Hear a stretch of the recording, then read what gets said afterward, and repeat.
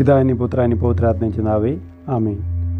स्तोत्र संहिता अध्याय 61 वचन संज्ञा 1 मध्ये दाविदाने देवाला हाक मारले, हे देवा माझ्या दावा ऐक, माझ्या प्रार्थनेकडे लक्ष दे.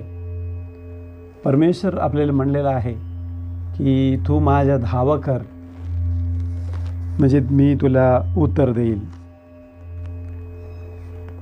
जेव्हा जेव्हा आपण देवाकडं हाक मारतो, देवाचरणी बसून रडतो आणि आपलं पाप त्यांच्या पदरी घालतो, तेव्हा परमेश्वर आपल्या हाकाचं उत्तर देतो. कारण यिर्मया अध्याय 33 वचन संख्या 3 मध्ये म्हणलेलं आहे, मला हाक मार म्हणजे मी तुला उत्तर देईल व तुला ठाऊक नाहीत अशा मोठ्या वा गहन गोष्टी तुला सांगेल. आपल्या जीवनामध्ये कार्य करणारे देव आहे. आपण जेव्हा आपल्या देवाला हाक मारतो तो देव आपल्याला सांगेल. यशाया 41 वचन संख्या 10, तू भिवू नको कारण मी तुझ्या बरोबर आहे, घाबरू नको कारण मी तुझे देव आहे, मी तुला शक्ती देतो, मी तुझे सहाय्य करीतो, मी आपल्या धार्मिकतेच्या उजव्या हाताने तुला सावरतो, असा सांगणारा एक देव आपल्याला आहे. आपण शक्तीने कुरकुरू वादविवाद ना करता जेव्हा आपल्या परमेश्वराचा धावा करेल तेव्हा देव आपला हकाचं उत्तर देईल. फिलिप्पीकरास पत्र अध्याय 2 वचन संख्या 14, जे काही तुम्ही कराल ते कुरकुर वा वादविवाद ना करता करा. आपण प्रार्थना करताना किंवा कुठल्याही गोष्ट करत असताना इतराला नाव न लावता आपण करायला पाहिजे. तेव्हा आपल्यामध्ये असा एक कार्य करणार आहे. हबक्कूक अध्याय 1 वचन संख्या 5 मध्ये म्हणल्यासारखा आपल्या जीवनामध्ये देव कार्य घडून देईल. ते असं आहे की राष्ट्रांनो लक्ष देऊन पहा वा आश्चर्यचकित व्हा, कारण तुमच्या काळी मी एक कार्य करतो, तुम्हाला सांगितलं तरी तुम्ही विश्वास धरणार नाही. असं एक कार्य आपल्या जीवनामध्ये देव घडवतील. आपण इतराला दोष न लावता पापापासून लांब राहून आपण देवाला हाक मारले तर आपला देव आपल्या हाकाला उत्तर देईल आणि म्हणेल की यहोशुआ अध्याय 1 वचन संख्या 9 मध्ये जे यहोशुआला सांगितले तसा आपल्यालाही देव सांगेल, मी तुला आज्ञा केली आहे ना, खंबीर हो, हिम्मत धर, घाबरू नको, कचरू नको, कारण तू जाशील तिकडे तुझे देव परमेश्वर तुझ्या बरोबर असेल. आपल्या बरोबर असणारा एक देव आपल्याला आहे. आपल्याला आज्ञा दिलेले, आपल्याला जे गोष्ट सांगितलेले आपला देव सर्वशक्तिमान आहे आणि तिच्या वचन विफल होणार नाही. जे कार्य ते सांगतो तो करून दाखवणार आहे.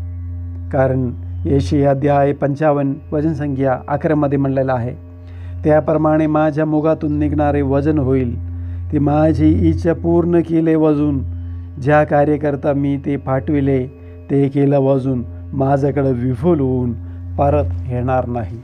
Hallelujah, hallelujah. जे वचनाची शक्ती, कार्य करण्याची शक्ती आहे. जे कार्य करतं ते वचन देवाने पाठवले आहे, ते कार्य केल्याशिवाय ते परत विफल होऊन परतणार नाही.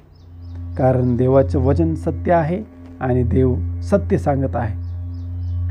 योनाच्या वर्तुळ अध्याय 17 मध्ये ते म्हणलेलं आहे, तुझे वचन हेच सत्य आहे. देवाचं वचन सत्य वचन आहे आणि कार्य करायला खूप प्रबल असलेल्या, शक्ती असलेल्या असा देवाचा वचन आहे.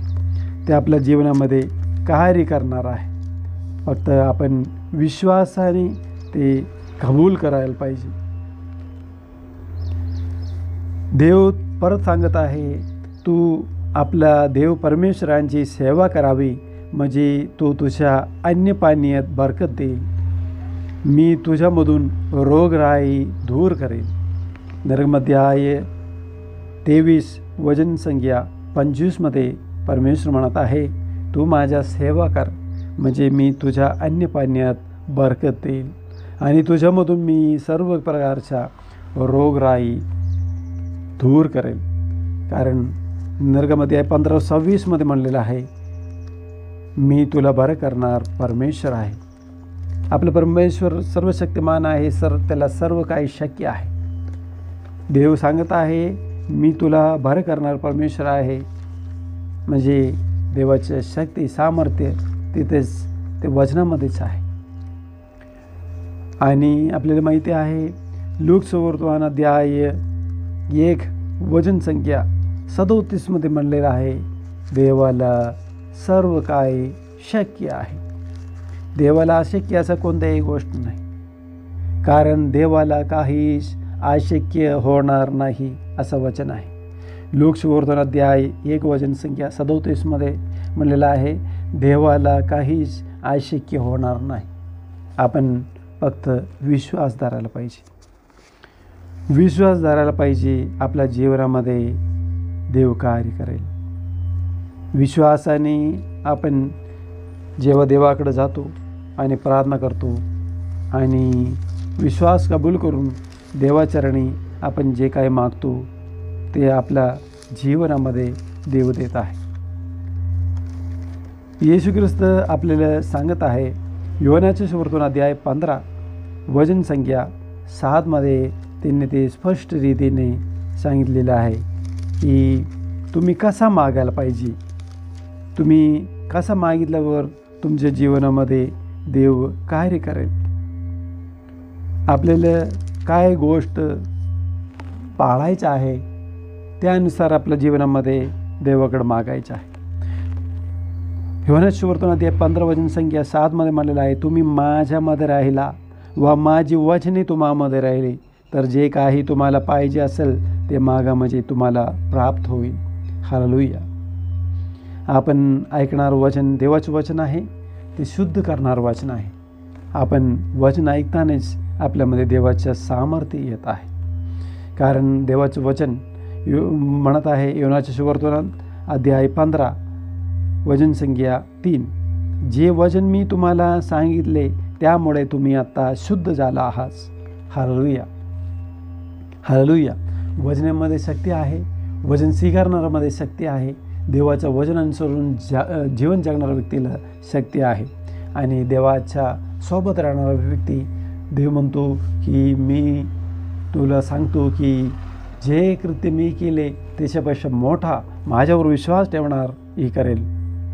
योहानाचे सुवर्तमान अध्याय 14 वचन संख्या 12 म्हणलेलं आहे, मी तुम्हाला कधीच सांगतो, मी जे कृत्य करीतो तो माझ्यावर विश्वास ठेवणारा हेही करेल आणि त्यापेक्षा मोठेही करेल. हालेलुया. आपण पाहत आहे प्रेषितांच्या कृत्यामध्ये खरोखर ते घडलेले असं दिसत आहे. कारण जेव्हा पेत्र चालत होते तेव्हा त्यांच्या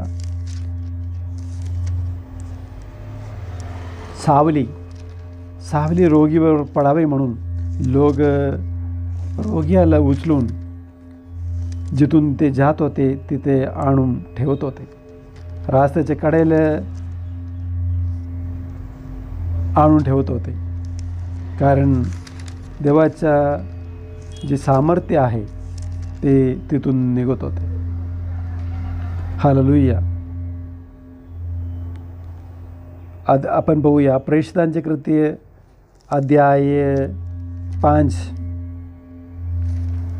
वचन संख्या 14, इतके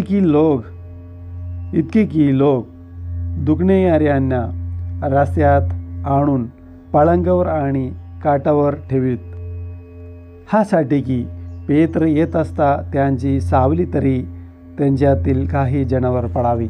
हालेलुया. हे देवावर विश्वास करणाऱ्यांचं कार्य आहे. देवावर विश्वास ठेवून आपण देवाचं कार्य करू शकतो आणि आपण करायलाच पाहिजे.